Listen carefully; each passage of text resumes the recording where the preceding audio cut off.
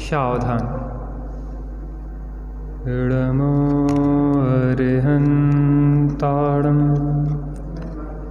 इडमो सिद्धाडम् इडमो आयरियाडम् इडमो अज्झायाडम् इडमो लोये सवसाहुडम्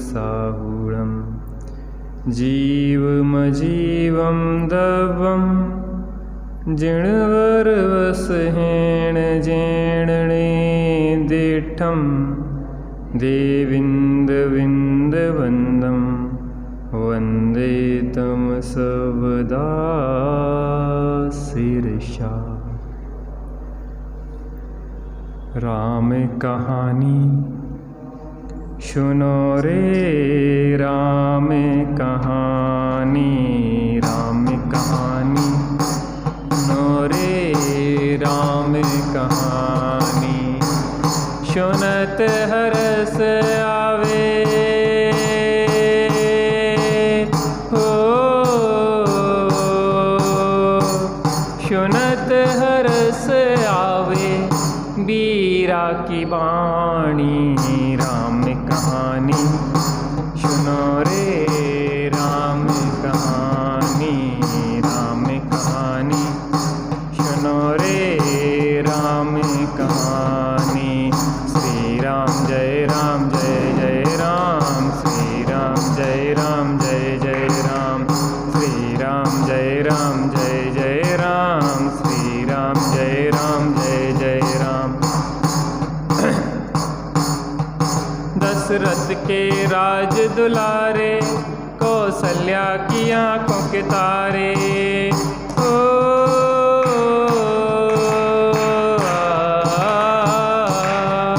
दशरथ के राज दुलारे, कौशल्या की आंख के तारे।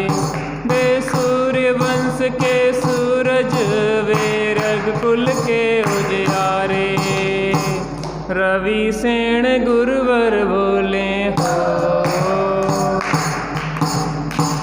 रवि सेन गुरुवर बोले अमृतमयी वाणी। राम कहानी सुनो रे राम कहानी, राम कहानी सुनो रे राम कहानी। श्री राम जय राम जय जय राम, श्री राम जय राम जय जय राम, श्री राम जय राम जय जय राम, जय राम जय जय राम। वज्रवर्त धनुष गह करके, रघुलाए सीतावर के। ओ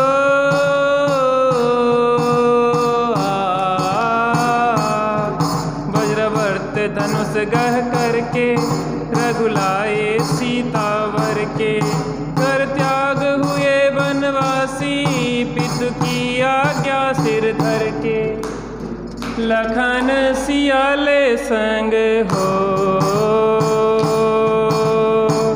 लखन सियाले संग छोड़ी राजधानी।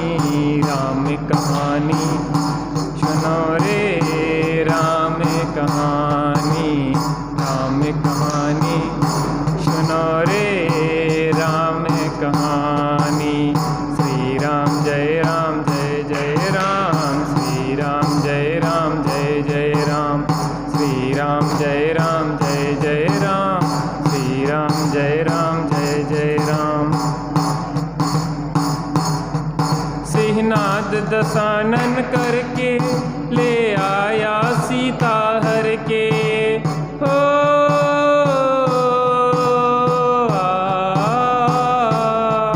सिंहनाद दशानन करके, ले आया सीता हर के।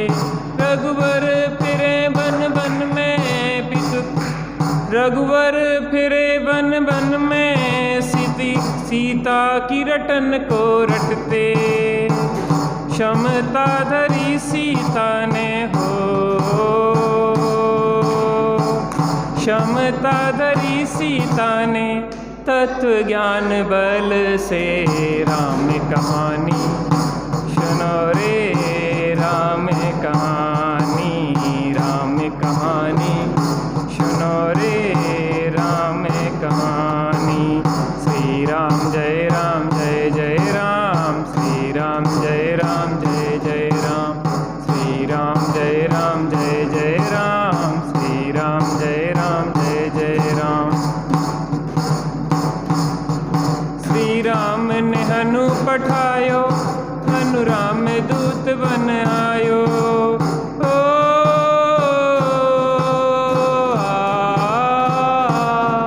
श्री राम ने हनु पठायो, हनु राम दूत बन आयो। सीता माँ की सेवा में रघुवर को संदेशा लायो, और संग लायो हो, और संग लायो रघु मुद्रिका निशानी। राम कहानी सुनो रे राम कहानी, राम कहानी सुनो रे राम कहानी। श्री राम जय राम जय जय राम, श्री राम जय राम जय जय राम, श्री राम जय राम जय जय राम, श्री राम जय राम जय जय राम। लखन दशानन बध करके रघुलाए सीता जय के।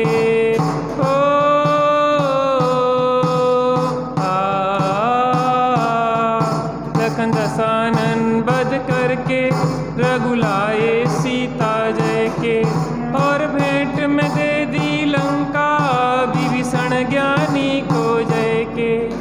लखन सियाले संग हो, लखन सियाले संग आए राजधानी। राम कहानी सुनो रे राम कहानी, राम कहानी सुनो रे राम कहानी। सुनत हर्ष आवे,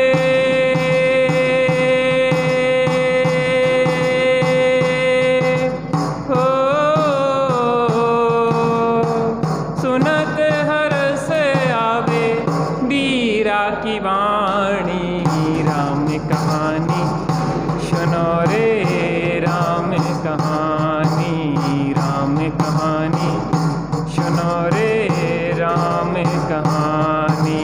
श्री राम जय राम जय जय राम, श्री राम जय राम जय जय राम, श्री राम जय राम जय जय राम, श्री राम जय राम जय जय राम। बोलो वीतरागी श्री रामचंद्र की जय हो।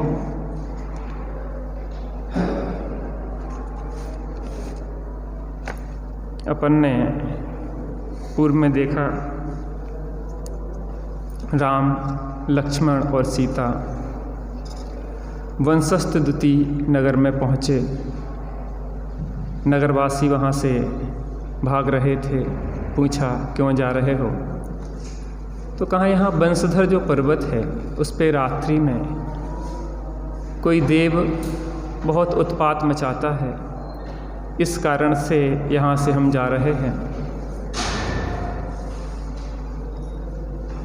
राम, लक्ष्मण, सीता उस बंशधर पर्वत पे पहुँचे तो वहाँ दो मुनिराज विराजते थे, कुलभूषण और देशभूषण। और वहाँ पे अग्नि प्रभुदेव ने उत्पात मचाना शुरू किया और राम और लक्ष्मण के प्रभाव से वह दूर हुआ। मुनिराज को केवल ज्ञान प्रकट हुआ और राम ने पूछा कि प्रभु आपके ऊपर ऐसा उपसर्ग क्यों हुआ? आप दोनों साथ आपने दीक्षा क्यों ली और साथ में ही उपसर्ग हुआ और साथ में ही केवल ज्ञान हुआ, ऐसा क्या कारण है? तो उनने पूर्व भवों को बताया। पद्मिनी नाम की एक नगरी थी, वहाँ विजय पर्वत नाम के राजा राज करते थे। अमृतसर नाम का उनका एक दूत था और उनकी स्त्री का नाम था क्या? उपभोगा। उसका एक मित्र था वसुभूति। वसुभूति उपभोगा में आसक्त था और वसुभूति ने अमृतसर को मार दिया। और वसु अमृतसर के 2 पुत्र थे, उदित और मुदित। इनने विचार बनाया कि अब उन्हें भी मार देना चाहिए, और ये तो उन्हें नहीं मार पाए बल्कि उनने ही इसको मार दिया। किसको? वसुभूति को। एक बार उस नगर में आचार्य मतिवर्धन आए और अनुद्रा नाम की आर्यिका पधारी। राजा विजय पर्वत को वैराग हुआ और उन्होंने दीक्षा ली, और उदित और मुदित ने भी दीक्षा धारण कर ली। एक बार वह सम्य शिखर की यात्रा पे जा रहे थे उदित और मुदित, और मार्ग भटक गए, और एक भील ने उन्हें मारने का यत्न किया, लेकिन भीलों के स्वामी ने उन्हें मना कर दिया। पूछा कि आखिर भीलों के स्वामी ने क्यों मना किया? तो उन्होंने कहा कि पूर्व भाव की एक कथा है। यक्ष स्थान नाम का एक ग्राम है, वहाँ पे 2 भाई रहते थे, सुरप और करसक। उन्होंने एक बार एक बहेलिए से एक पक्षी को छुड़ाया था, इस कारण से वही पक्षी भीलों का स्वामी बना, और यहाँ पे उसने आके इनकी रक्षा की। जब पूर्व भाव का ऐसा वृत्तांत है। उदित और मुदित ने यहाँ से वह मर के स्वर्ग पहुँचे, और स्वर्ग से आके भरत क्षेत्र के अरिष्टपुर नगर के प्रियव्रत राजा के पद्मावती नाम की रानी के रत्नरथ और विचित्र रथ नाम के पुत्र हुए। दूसरी रानी कनक प्रभा थी, उसके अनुद्धर नाम का एक क्रूर पुत्र हुआ। राजा प्रियव्रत ने एक बार दीक्षा ले ली और रत्न रथ को राज्य सौंप दिया।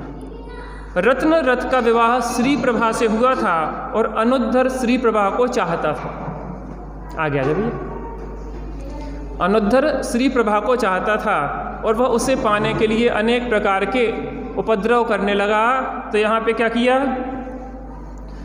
रत्नरथ और विचित्र रथ ने उसको देश से बाहर कर दिया। वह एक तापसी का वेश धारण करके कुतप को तपने लगा। वहाँ पे कोमदी नाम की नगरी में यह पहुँचा। वहाँ पे एक नर्तकी रहती थी जिसका नाम था मदना। मदना ने साधुदत्त मुनिराज से सम्यक दर्शन अंगीकार किया था, व्रतों को अंगीकार किया था। देव गुरु धर्म के अलावा हम कहीं भी अपने मस्तक को नहीं झुकाएंगे, सच्चे देवशाद गुरु के अलावा, ऐसा नियम लिया था।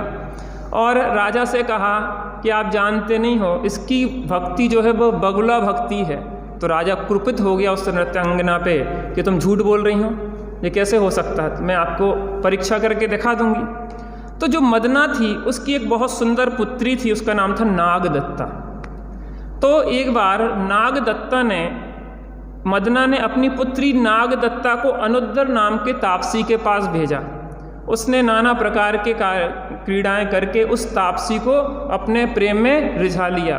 तापसी उससे विवाह करने को आतुर हो गया, तो उन्होंने कहा कि मैं अपनी माता की आज्ञा के बिना मैं विवाह नहीं करूंगी। अर्धरात्रि को ही नागदत्ता के साथ वह अनुद्धर नाम का तापसी मदना के यहाँ पे पहुँच गया, और मदना के चरणों में गिर के वह भीख मांगने लगा कि मेरी शादी नागदत्ता से कर दो। मदना ने राजा को बुलाया। राजा ने देखा कि ये तो महादुष्ट है, और ये बाहर से दिखता कुछ है और अंदर में कुछ और है। उसे देश निकाला दे दिया। और यहाँ पे वह मर के अनुद्धर जो कुतप आदि तप के अग्नि केतु नाम का देव हुआ। कौन हुआ? अग्नि केतु नाम का देव हुआ। और यहाँ पे रत्नरथ और विचित्र रथ ने मुनि दीक्षा में बहुत समय तक तपस्या की, और वहाँ से आके अब क्या होता है इसको अपन देखते हैं। वैसे अपन पढ़ चुके थे पद्यानुवाद उसका, अब सीधी सीधी कथा पे अपन चर्चा करते हैं। देखो, अज्ञान ही सबसे बड़ा पाप है। जीव अज्ञान के कारण ही संसार में भ्रमण करता है। काहे के कारण? अज्ञान। क्योंकि जो मोह है वो अज्ञान के अंधकार में ही पलता है। जहाँ ज्ञान का प्रकाश होता है तो मोह वहाँ पे रह पाता नहीं है। जैसे सूर्य का प्रकाश होने पर उल्लू आदि अपने आप छुप जाते हैं, चमगादड़ आदि छुप जाते हैं, ऐसे ही अज्ञान ही सबसे बड़ा दोष है। देखो, देवसात गुरु और कुछ नहीं करते, हमारे अज्ञान को दूर कर लेते हैं। वस्तु में मिथ्यापना नहीं है, वस्तु में मिथ्यापना नहीं है, हमारे श्रद्धान, ज्ञान और आचरण में मिथ्यापना है। एक चीज बताइए, चौथे काल में जो जीव का स्वरूप था, क्या पंचम काल में वह बदल गया? अजीव, आश्रव, बंध, संबर, निर्जरा, जीव, पुद्गल, धर्म, अधर्म, आकाश काल, तत्वों का स्वरूप बदला कि द्रव्यों का स्वरूप बदला? कुछ भी नहीं बदला। समस्या वहां सामने नहीं है, समस्या यहां है। क्या कहा? जैसे हम कहें कि हमें तो सब पीला पीला पीला दिखाई दे रहा है, तो क्या करेंगे आप? सफ़ेद पेंट करवाएंगे क्या इस पे? क्या करवाएंगे? हमें पीला दिखाई दे रहा है सब कुछ, तो क्या सफ़ेद पुतवाएंगे क्या सब पे? फिर आप क्या कहेंगे कि पंडित जी समस्या कहीं और है। वो कहाँ पे है? हमारी आँखों में। आपकी आँखों में पीलिया हो गया है, इसलिए आपको सब चीज़ें पीली पीली पीली पीली दिखाई दे रही। मैं आपसे जो पूछता हूँ, कोई वस्तु इष्ट है कि अनिष्ट है? बताइए। कोई भी वस्तु एक, वह इष्ट है कि अनिष्ट है? दोनों है। कैसे है बताओ? मैं वस्तु की तरफ से बात कर रहा, मैं अपनी तरफ से बात नहीं कर रहा। कोई वस्तु इष्ट है कि अनिष्ट है? वस्तु तो वस्तु है, ना कोई वस्तु इष्ट है ना कोई वस्तु अनिष्ट है। इष्ट और अनिष्ट हमें भाषित होती है हमारे अज्ञान के कारण। इष्ट अनिष्ट ना कोई जग में व्यर्थ कल्पना। देखो, रत्न रथ और विचित्र रथ, वहाँ से मुनि दशा धारण की थी और वहाँ से चल करके स्वर्ग गए, और स्वर्ग से आके क्षेमंकर राजा के, बिमला रानी के पुत्र कुलभूषण और देशभूषण हुए। कौन हुए? कुलभूषण का मतलब होता है जो कुल को भूषित करे, आभूषित करे, कुल की शोभा को बढ़ाए। हम किसके कुलों के हैं? किसके कुल के हैं बेटा अपन?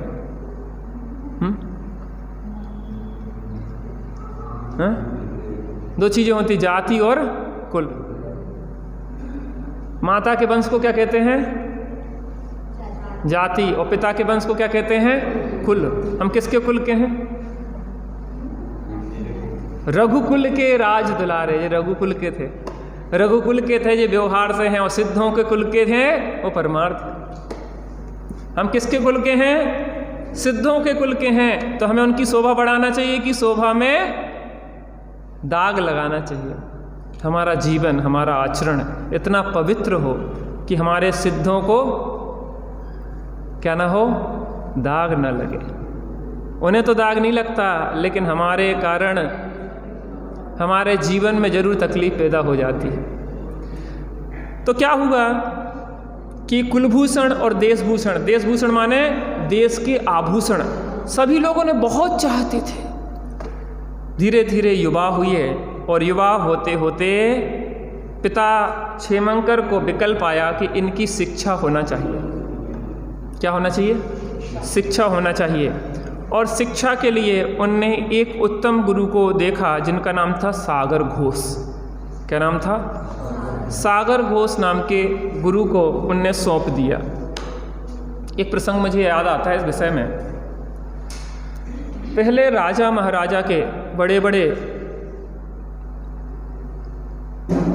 राजाओं के जो पुत्र होते थे, उन्हें जैसे ही शिक्षा योग्य उम्र होती थी तो वह योग गुरु आदि को सौंप दिया करते थे, और वहाँ पे वह बहुत साधारण जीवन जीते थे। अपने परिश्रम से अन्न अनाज आदि इकट्ठे करते थे, भोजन खुद बनाते थे, पूरी मेहनत करते थे और अनेक प्रकार की विद्याओं कलाओं को सीखते थे। मैं पढ़ रहा था, उसमें एक बहुत अच्छी बात आई। कुलभूषण और देशभूषण जिस समय विद्या अध्ययन कर रहे थे, उस समय उनके लिए बस दो थे, एक गुरु और एक उनकी शिक्षा। तीसरे से वो परिचित नहीं थे। क्या? गुरु और उनकी शिक्षा, दो ही थे। मैंने एक बार चर्चा की थी, 4 प्रकार के आश्रम की व्यवस्था अपनी भारतीय संस्कृति में है। पहली ब्रह्मचर्य आश्रम की व्यवस्था है, 25 वर्ष में ब्रह्मचर्य आश्रम। 25 वर्ष तक ब्रह्मचर्य पूर्वक जिसने जीवन जिया है और उसने अनेक प्रकार की विद्याओं और कलाओं को अपने जीवन में धारण किया है, उसका आगे का 75 साल, अगर 100 साल की एक उम्र मानी जाए तो 75 साल बहुत आनंद पूर्वक बीतता है। और जिसने शुरुआत के 25 साल खराब कर लिए अपने उपयोग को यहाँ वहाँ भटका के, उसका बाकी जीवन खराब होता है। 25 साल जीवन के आपके जीवन को अच्छी दिशा भी दे सकते हैं और बुरी दिशा भी दे सकते हैं। क्या दे सकते हैं? अच्छी दिशा भी दे सकते हैं और बुरी दिशा भी दे सकते हैं।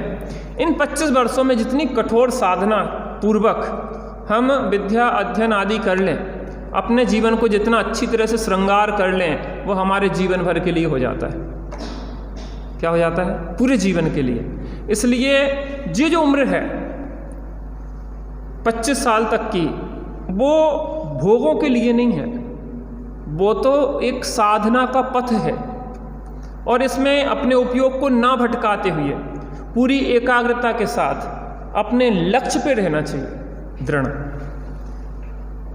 पुण्य के उदय में अटकना नहीं है और पाप के उदय में भटकना नहीं है।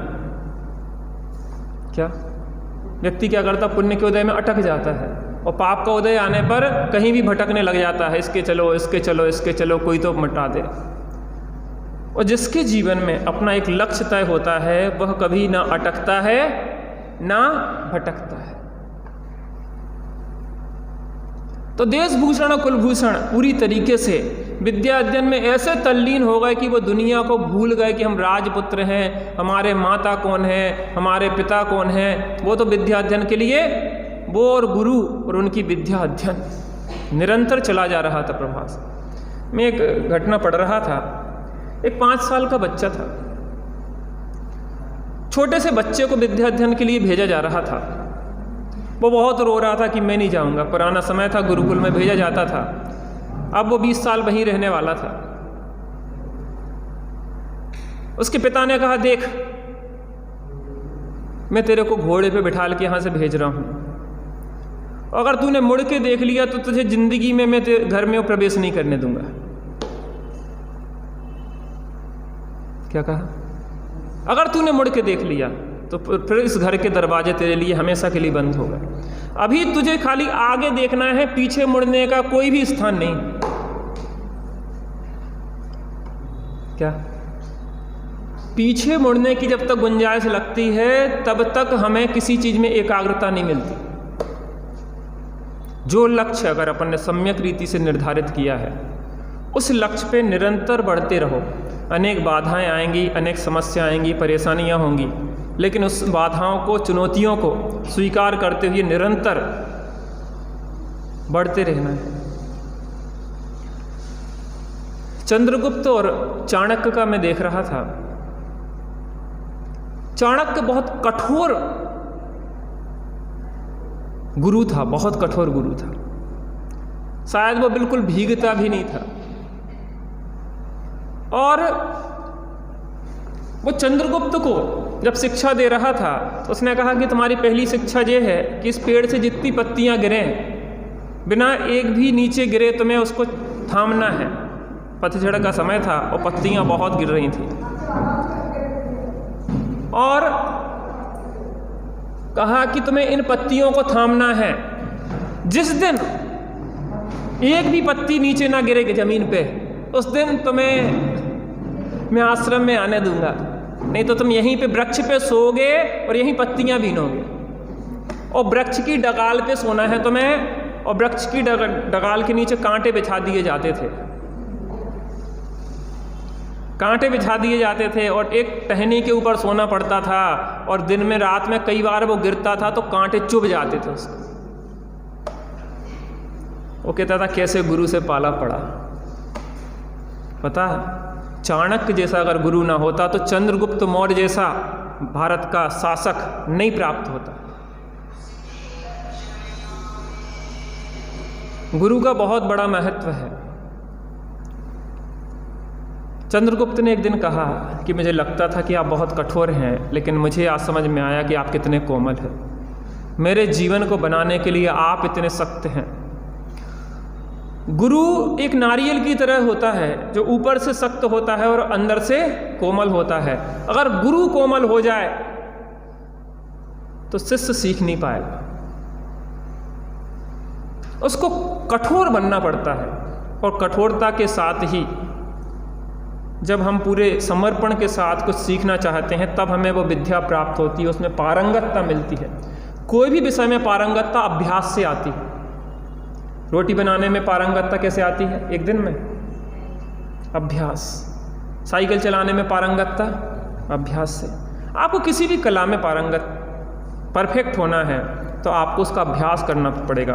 और अभ्यास तब होता है जब हमारे जीवन में एकाग्रता हो, लक्ष्य निर्धारित हो, एकाग्रता हो, पूरी दृढ़ता के साथ हम उस पर बढ़ें तो एक दिन हम उसमें ऐसे पारंगत हो जाते हैं कि फिर दूसरे हमारे नीचे सीखने आ जाते हैं। गुरु कोई पैदा थोड़ी ना होते हैं। जो शिष्य गुरु के प्रति समर्पित हो जाता है वही भविष्य में गुरु बन जाता है। गुरु कहीं से आते थोड़ी ना है।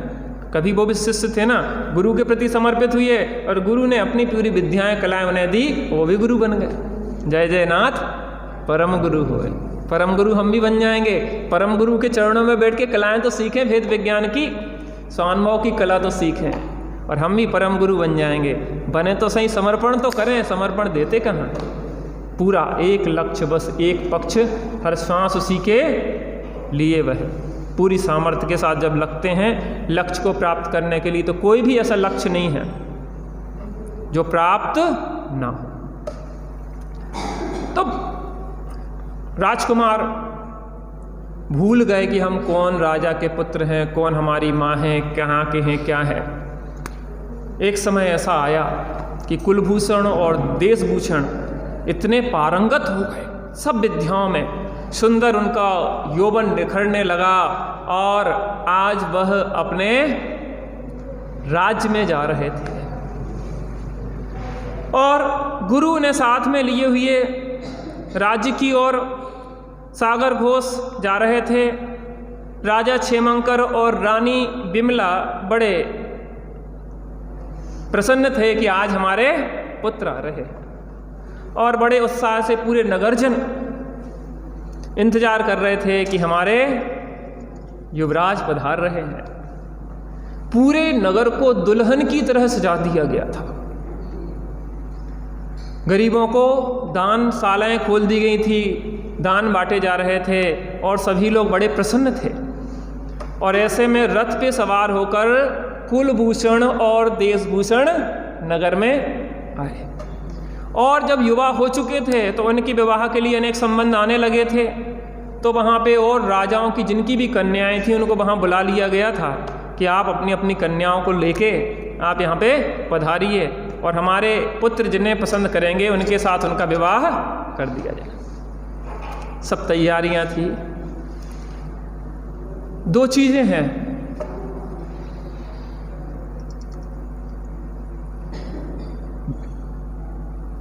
हमारा विकल्प और योग्यता। हमारा विकल्प और योग्यता। कार्य का होना योग्यता के अधीन है, विकल्प के अधीन नहीं। भैया क्या कहा? कार्य का होना योग्यता के पे आधारित है, विकल्प पे आधारित नहीं है। आप यहां से निकले जाने के लिए कहीं और पहुंच कहीं गए। हम तो घर के लिए निकले थे और किसी ने गाड़ी हम में घाली और एक्सीडेंट हुआ और हम अस्पताल पहुंच गए। क्यों? विकल्प तो था घर जाने का और योग्यता थी अस्पताल जाने की। जब हमें यह निर्धारित होता है कि विकल्प पर में अकिंचित कर हैं और अपने लिए अनर्थकारी है, तो हम वर्तमान में जीने लग जाते हैं। हमें करना कुछ नहीं है, हमें स्वीकार करना है। क्या कहा माता? क्या करना? हमें करना कुछ नहीं है, हमें स्वीकार करना है, यही करना है हमारा। आप यहाँ से निकले, वो ज्ञानचंद जी थे ना, सीढ़ियों पे से उनका पैर मोड़ा और वो वहाँ पे फ्रैक्चर हो गया। उन्हें क्या विचार था, विकल्प था कि हमें ऐसा पैर फ्रैक्चर हो जाएगा और 3 महीने तक प्लास्टर बनवा के हमें घर पे रहना पड़ेगा। कार्य योग्यता के अधीन पे है, विकल्प के अधीन नहीं है। अब वो बैठे रहें, अरे बताओ उस दिन ना जाते, ऐसा नहीं करते, वैसा नहीं करते, अब कुछ नहीं, वो होना ऐसा ही था। पता कितनी बुद्धि हम, समय शक्ति बुद्धि अपनी खराब कर लेते हैं बदलने के लिए। ऐसा कर लेते तो ऐसा हो जाता, ऐसा कर लेते तो ऐसा हो जाता, ऐसा नहीं करते तो ऐसा, उसने ऐसा काम बिगाड़ दिया, उसने ऐसा कर दिया, पूरी ऊर्जा इसी में खर्च होती। पता कितना सा काम है। जो हो उसको स्वीकार कर लो। जो होता है वह होने दो, होनी को स्वीकार करो, कर्तापन का भाव न लाओ, निज हित का पुरुषार्थ करो, दया करो पहले अपने पर, आराधन से नहीं चिगो, कुछ विकल्प यदि आवे तो भी संबोधन समता में हो, पर द्रव्यों का दोष न देखो, क्रोध अग्नि में नहीं जलो, कुछ विकल्प यदि आवे तो भी संबोधन समता में हो, यदि माने तो सहज योग्यता, अहंकार का भाव न हो, नहीं माने भवितव्य विचारो, जिससे किंचित खेद न हो, हीन भाव जीवों के लख कर, ग्लानि भाव नहीं मन में हो, कर्मोदय की अति विचित्रता, समझो स्थिति करण करो, अरे कलुषता पाप बंद का कारण लख कर त्याग करो, आलस्य छोड़ो बनो उद्यमी, पर सहाय की चाह न हो, पापोदय में चाह व्यर्थ है, नहीं चाहने पर भी हो, पुण्योदय में चाह व्यर्थ है, सहज बने मन वांछित हो। ये सूत्र है, ऐसे सुंदर सूत्र हैं कि आपको कभी लगे कि कोई मार्ग नहीं दिख रहा है, अब तो मरना ही एकमात्र मार्ग है, तो इसको पढ़ लो, आपका मरना कैंसिल हो जाएगा। इतनी अच्छी औषधियाँ हैं, पता इतनी अच्छी बातें छोड़ के हम उन बुरी बातों में जाते हैं जहाँ कूड़ा ही कूड़ा गंदगी है। जे पियो जनागम का रसपान, समता रस का पान करो, अनुभव रस का पान करो, शांत रहो सहज सदा ही। 2 चीज़ें, योग्यता और विकल्प। कार्य काय के अधीन है? काय के अधीन है? विकल्प के अधीन। सुबह से शाम तक आप कहाँ से आए? अभी कोटा से। आपने विकल्प जो किए थे वैसी काम हुए ना पूरे? इतने बजे की बस पकड़ेंगे, इतने बजे यहाँ आएंगे, इतने बजे वो काम करेंगे, इतने बजे वो काम करेंगे, ऐसा करेंगे वैसा करेंगे, हुए? अच्छा, कुछ हुई है तो आपके विकल्प से हुई है कि योग्यता से हुई है? जो हुई है वो योग्यता से हुई है, आपके विकल्प से नहीं हुई है। हमारी तो सोच ऐसी है कि वो कुत्ता गाड़ी के आगे आगे चलता है या पीछे पीछे चलता है, उसको लगता है कि हम राइट टर्न हुई तो गाड़ी भी राइट और हम लेफ्ट हुई तो गाड़ी भी लेफ्ट। वो संयोग ऐसा बनता है कि कुत्ता जिस तरफ मुड़ता है और गाड़ी उस तरफ मुड़ जाती है तो कुत्ते को भ्रम क्या हो जाता? क्या भ्रम हो जाता? हम में से तो नहीं है ऐसा कोई है? पता, जब भी आपको लगे प्रेशर चल रहा है दिमाग में, टेंशन चल रहा है, इसका मतलब जैसे सोचो कि हमारी श्वान वृत्ति चल रही है। टेंशन और प्रेशर पता कब बनता? Pressure cooker. प्रेशर कुकर कब हो जाता दिमाग? अरे हमने तो कितने सपने देखे थे, हमने क्या क्या नहीं सोचा था, और क्या हुआ? देशभूषण कुलभूषण आए, पूरा नगर सजा था, बहुत सारे राजा अपनी कन्याओं को लेके आए थे और पहले से बता दिया गया था बहुत सारी कन्याएं आई हैं, आपको पसंद करना है। और वह देखते चले जा रहे थे, देखते चले जा रहे थे, देखते चले जा रहे थे। अचानक जाके उनकी निगाह एक कन्या पे जाके टिक गई और झरोके में बैठी हुई वह कन्या भी बड़ी प्रफुल्लित हो रही थी। ऐसा लग रहा था कि बहुत प्रफुल्लता है पाने की। मैं बहुत अच्छा प्रसंग इसी में देख रहा था। राम लक्ष्मण सीता जब वनवास के लिए आए तो कैकेयी ने कहा, जब कौशल्या आदि को बहुत दुखी देखा तो भरत से कहा कि अब तुम लेवा ले आओ राम लक्ष्मण सीता को, अब हमें अपने वर नहीं चाहिए, तुम लेवा ले आओ। तो वहाँ पे सब माताएं और भरत सब लोग पहुँचे वहाँ पे। तो माताओं ने राम का आलिंगन किया। क्या किया? आलिंगन किया। तो वहाँ पे वो लेखक लिखते हैं, देखो आलिंगन आलिंगन में अंतर होता है। एक पुत्र का आलिंगन और एक पति का आलिंगन, आलिंगन आलिंगन है, लेकिन आलिंगन की भावनाओं में अंतर आ जाता है। वो स्त्री पति का भी आलिंगन करती है और पुत्र का भी आलिंगन करती है, लेकिन जमीन और आसमान का अंतर होता है। भाई का भी आलिंगन करती है बहन। सोच बदलने से, क्रिया वही होने से, ऐसी मोक्ष मार्ग में श्रद्धान बदलने से क्रियाएं एक सी दिखने पर भी महान अंतर आ जाता है। सम्यक दृष्टि के भोग निर्जरा के कारण होते हैं और मिथ्या दृष्टि के भोग बंध के कारण होते हैं। ये श्रद्धान के कारण है। और बड़ी प्रफुल्लित हो रही थी वो कन्या, ऐसा लग रहा था कि कब हम पहुंच जाएं। और जैसे ही कुलभूषण की नज़र उस पर पड़ी और तैसे ही काम रूपी सर्प ने डस लिया। काम बाण विध्वंसनाय, क्या पुष्पम निर्वपामिति, मैं काम बाण से घायल हूं। ये काम, सदा सुखदास जी कहते हैं कि दो चीज़ें के बस में व्यक्ति संसार वर्धन करता रहता है, संसार भटकता है।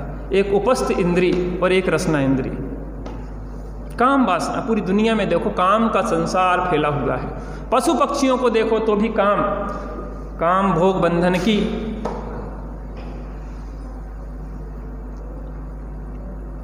काम भोग बंधन की कथा तो सबको सहज सुलभ है, पर से मिलने गत भाव की उपलब्धि दुर्लभ है। दुर्लभ सहज सुलभ हो जावे हो, दुर्लभ सहज सुलभ हो जावे, ऐसा चमत्कार समय सार महाग्रंथ समय सार महाग्रंथ समय सार। गायक उसके लक्ष्य में आवे हो, गायक उसके लक्ष्य में आवे, जो पढ़ ले एक बार समय सार महाग्रंथ समय सार महा। सुबह काय का वाचन चल रहा? कितने बच्चे आते? छुट्टी लग रही है दीपावली की, और हमारा निवेदन है, पता आप लोग इतने प्यारे प्यारे बच्चे हैं, हमें लगता है कि अगर आप एक बार तत्व ज्ञान से जुड़ गए और तत्व ज्ञान पूर्वक स्वानुभव कर लिया तो संसार में कोई रोकने वाला नहीं है आपको। आपको लगता है कि कठिन है, लेकिन आप में इतनी क्षमताएं हैं कि आप 16 घंटे अपनी ऊर्जा को उन चीज़ों में खर्च कर रहे हैं जिनका कोई औचित्य नहीं।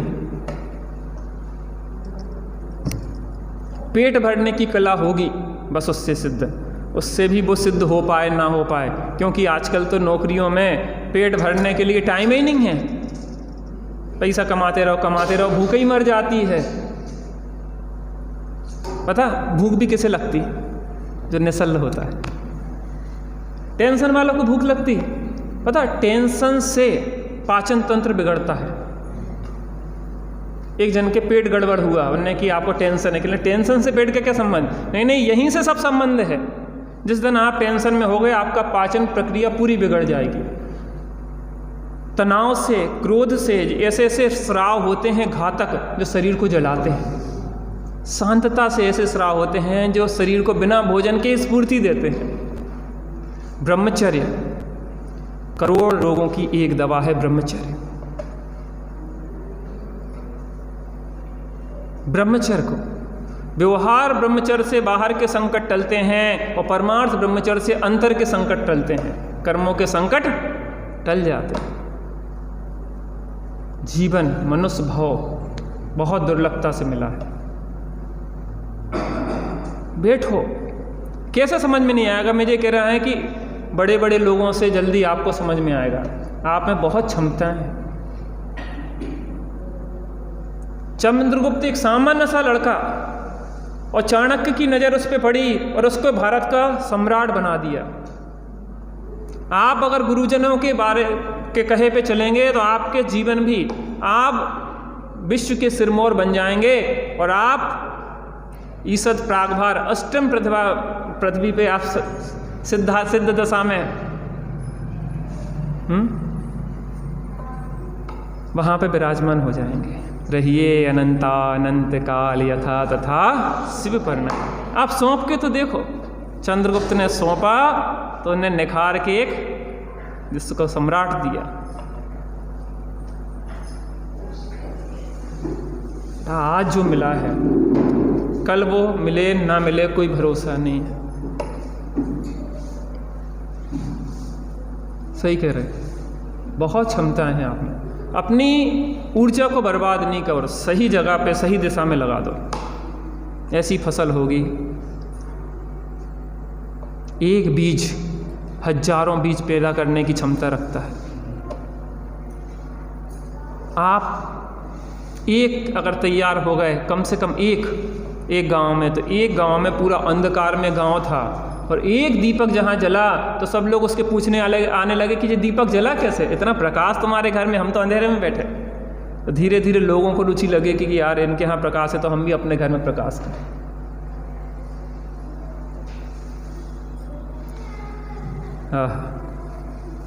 क्या लगता है आपको? क्षमताएं हैं कि नहीं हम में? भगवान बनने की ताकत है मुझ में, भगवान बनने की ताकत है मुझ में। मैं मान बैठा पुजारी हूँ बस में, ऐसी तू मान्यता को छोड़ छोड़ छोड़ छोड़, ऐसी तू मान्यता को छोड़। तेरा प्रभु तुझ ही में डोल, तेरा प्रभु जी के बोल। तेरा प्रभु क्यों जाता गिरनार, क्यों जाता काशी,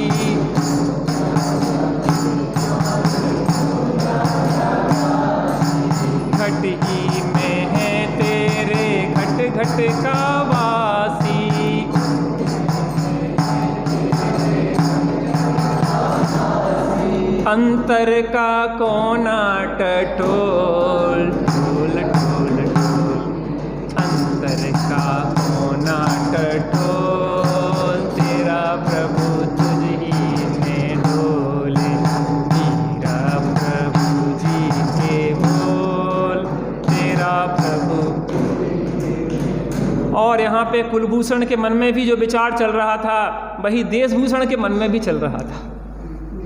अरे बहुत सुंदर युवती है, मेरे से विवाह करने के लिए पिता ने बुलाया है, मैं इसी से विवाह करूँगा। और जैसे ही कुलभूषण और देशभूषण की निगाह एक दूसरे से टकराई, समझ गए कि ये भी उसी ओर देख रहा है और मैं भी उसी ओर देख रहा हूँ, और ये मेरे बीच का कांटा है।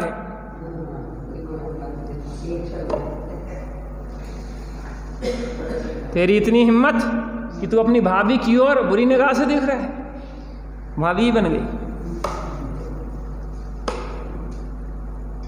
नहीं, बड़े भाई तो त्याग समर्पण करना जानते हैं, छोटे भाई के लिए विवाह तो मैं करूंगा।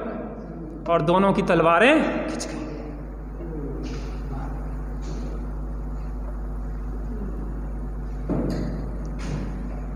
क्या है आखिर में?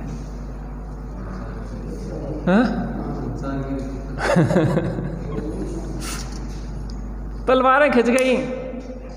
वहाँ पे जो बंदीजन छोड़ दिए गए थे इस खुशी में कि कुलभूषण और देशभूषण आए हैं, तो वहाँ जय जयकार कर रहे थे। राजा क्षेमंकर की जय, रानी बिमला की जय, कुलभूषण देशभूषण की जय, और बहन कमलोत्सवा की जय। और जैसे ही ये वचन कान में पहुँचे और वो जमीन में गड़ गए हों, ऐसी दशा हुई। धिक्कार है जिनको अनंतों बार भोग भोग कर छोड़ा है, बेही भोग नहीं नवीन है, चेत है मोड़ा, अज्ञान बस हो चेष्ट भोजी, अब ना बनूंगा, नरभव मिला है पूर्व। प्राश्चित का समय था। इतना बड़ा पाप, अपनी सगी बहन एक गर्भ से जाए हुए, इन्हें क्या पता था कि इनके गुरुकुल जाने के बाद उस बहन का जन्म हुआ। इनकी भी गलती क्या है? लेकिन अब प्राश्चित का समय था। क्या प्राश्चित लेना चाहिए?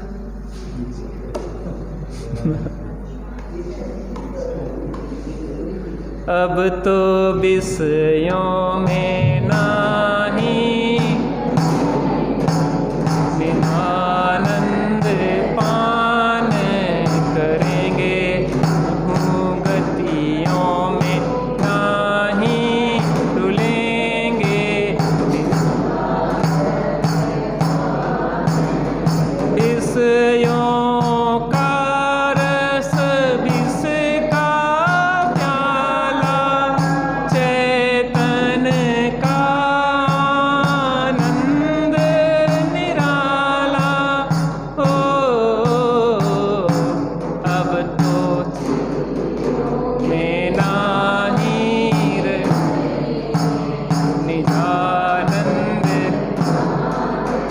सारथी से कहा कि सारथी रथ मोड़ दो।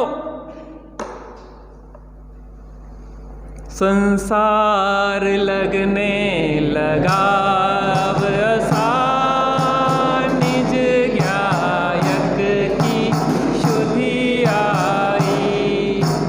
हो हो हो हो हो हो, यतियों के मार्ग की महिमा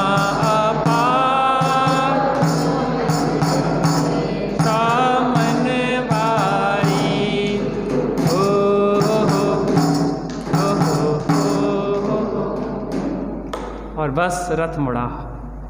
किसी को कुछ पता नहीं पड़ा कि हुआ क्या आखिर।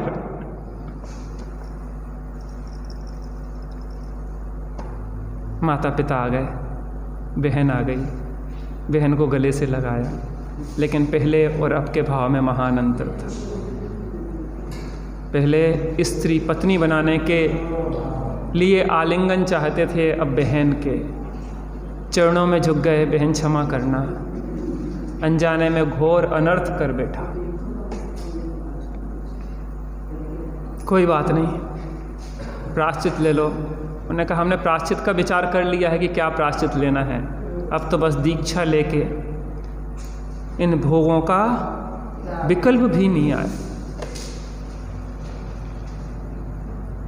अब तो बस संत साधु बन के विचरूं, वह घड़ी कब आएगी, चल पड़ूं मैं मोक्ष पथ पर, वह घड़ी कब आएगी, संत साधु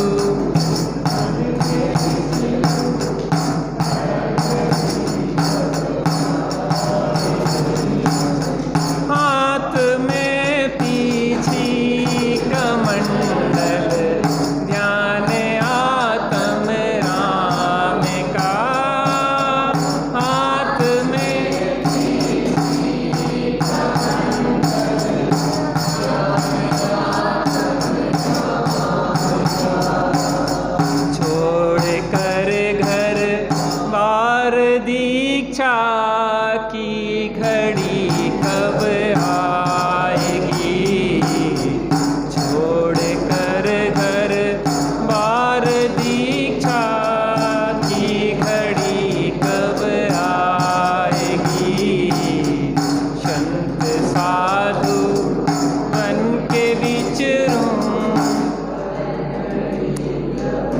और कुलभूषण देशभूषण निर्ग्रंथ दीक्षा धारण करने के लिए जंगल में चले गए और निर्ग्रंथ जैनेश्वरी दीक्षा धारण की और घोरानुघोर तप करने लगे और वंशधर पर्वत के ऊपर बैठ के तपस्या कर रहे थे। और वहाँ पे अग्निप्रभ नाम का ज्योतिषी देव आया और पूर्व के भव के शत्रुता के बस उसने उपसर्ग किया और उस उपसर्ग में वह उपसर्ग केवली बन गए। यह उनके जीवन की कथा थी।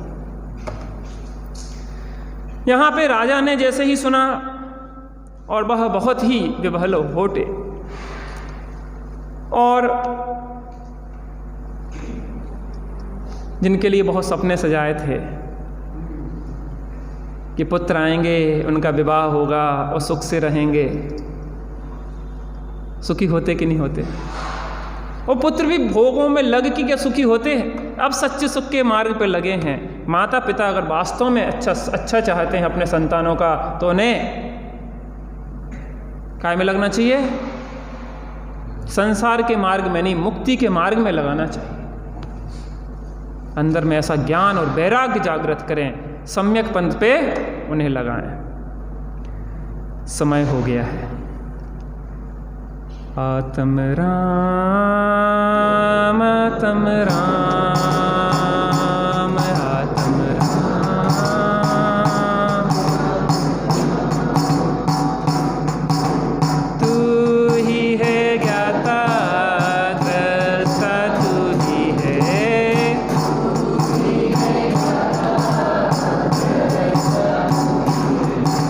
मैं ही हूँ ज्ञाता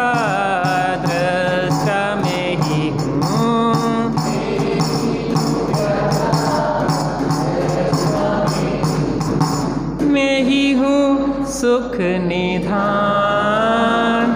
आत्म राम आत्म राम आत्म राम, तू ही मंगल उत्तम, तू ही शरण है,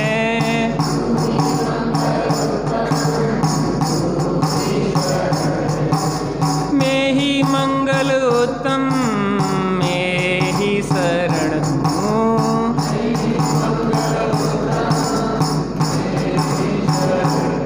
मैं ही तो हूँ शाश्वत धाम।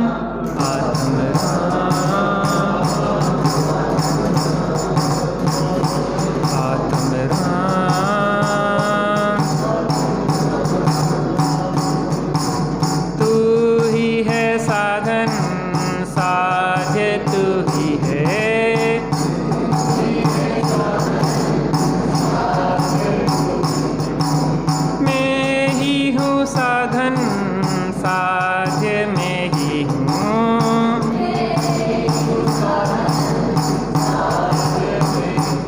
मैं ही शिव स्वरूप शिवकार आत्म राम।